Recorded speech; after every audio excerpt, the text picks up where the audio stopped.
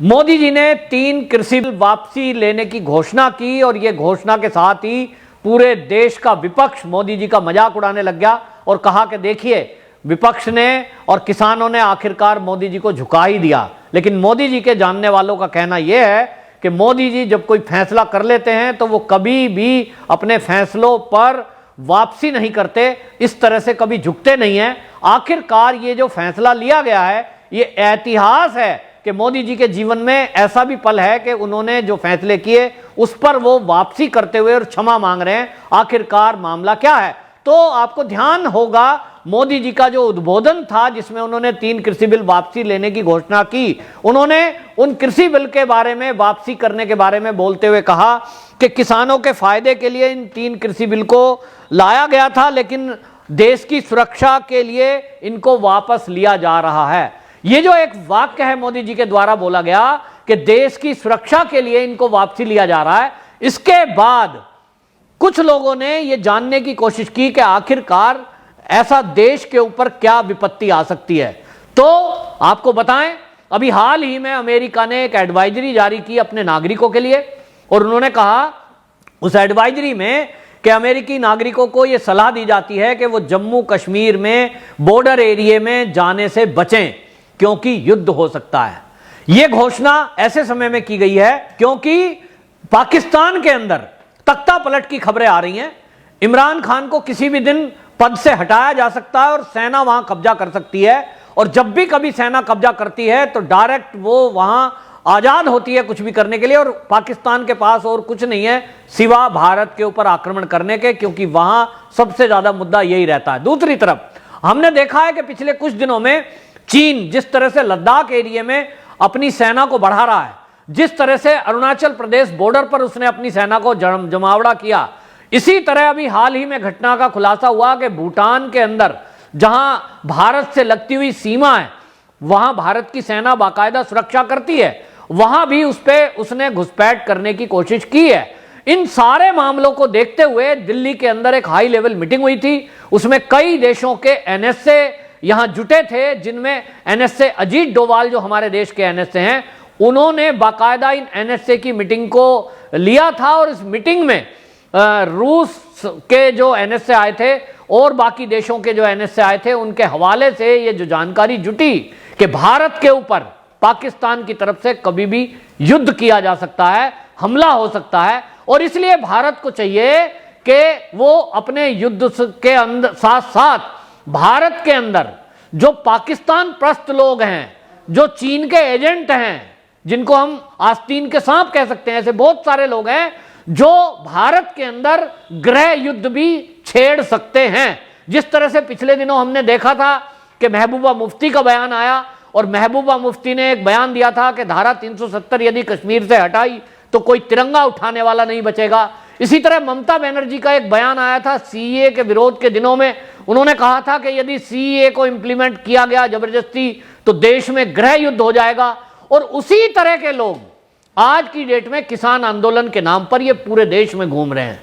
और ये जो माहौल खराब करने की कोशिश की जा रही है, ये किसान बिल के नाम पर किसानों को झूठ बोलकर कि आपकी जमीनें चली जाएंगी, आप जो उद्योगपति हैं वो आपकी जमीनों पे कब्जा कर लेंगे, आपकी फसल पर कब्जा कर लेंगे। तो कुछ भोले भाले और अनपढ़ लोग जिन्होंने, बल्कि मैं तो कहूंगा पढ़े लिखे लोगों ने भी 3 कृषि बिल के बारे में जानकारी नहीं है, लेकिन उन्होंने सोचा कि अगर राहुल गांधी बोल रहे हैं, यदि अखिलेश यादव बोल रहे हैं, तो शायद ऐसा ही होता होगा कि हमारी जमीन अभी अडानी अंबानी ले लेंगे। इन लोगों ने इतना झूठ जो फैलाया उसके कारण ये मूवमेंट पूरी चलाई, लेकिन चाल इसके पीछे ये थी कि जैसे ही पाकिस्तान हमला करेगा, क्योंकि मोदी सरकार ने सदन के अंदर बाकायदा गृह मंत्री अमित शाह ने घोषणा की है कि पीओके भारत का अभिन्न अंग है, भारत उसको लेके रहेगा। और अभी हाल ही में यूएन की 2 मीटिंग के अंदर जब भी कश्मीर का मुद्दा पाकिस्तान ने उठाया, पाकिस्तान के स्थायी सदस्य के तौर पर जो भी वहां हमारा प्रतिनिधि था, उन भारत के प्रतिनिधि ने बाकायदा इस बात को रिपीट किया कि पाकिस्तान ने पीओके पर अवैध कब्जा किया हुआ है, पाकिस्तान उसको तत्काल खाली करे। इस लहजे से, इस वर्ड से पाकिस्तान में बेचैनी बढ़ गई, और बेचैनी बढ़ी चीन की भी चीन को लगता है कि उसका जो सीपैक योजना है वो पीओके से होकर गुजरती है, अरबों रुपया उसमें इन्वेस्ट हो चुका है, दुनिया को कब्जा करने की नीयत से वो सीपैक बना रहा है। लेकिन अगर पीओके पाकिस्तान के हाथ से चला जाता है तो चीन की भी सीपैक योजना को करारा झटका लगेगा, वो उस योजना को चला नहीं सकता। और इसलिए चीन ने पाकिस्तान को आगे करके यह तय किया कि वो भारत पे हमला करे और पीओके को एक बार पूरी तरह और कश्मीर को कब्जाने की नीयत से हमला किया जाए। इस सबके मद्देनजर मोदी जी ने गंभीरता से इस बात को समझा, एनएसए के साथ बैठ के मीटिंग हुई और हाई लेवल मीटिंग में यह भी खुलासा हुआ, क्योंकि हमारे भारत की जो एनआईए है वो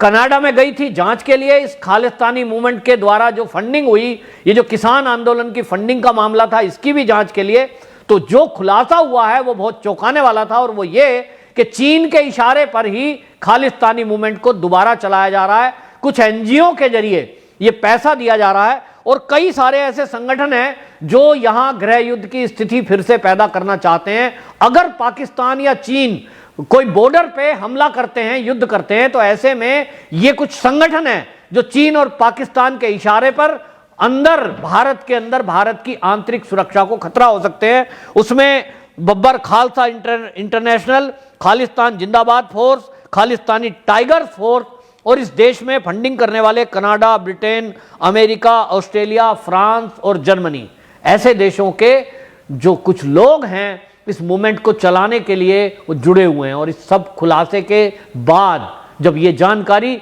गृह मंत्री अमित शाह और मोदी जी को दी गई, तत्काल मोदी जी ने फैसला लिया कि विदेशी जो हमलेवर हैं उनको देखने के लिए हमारी सेना पूरी तरह से सक्षम है।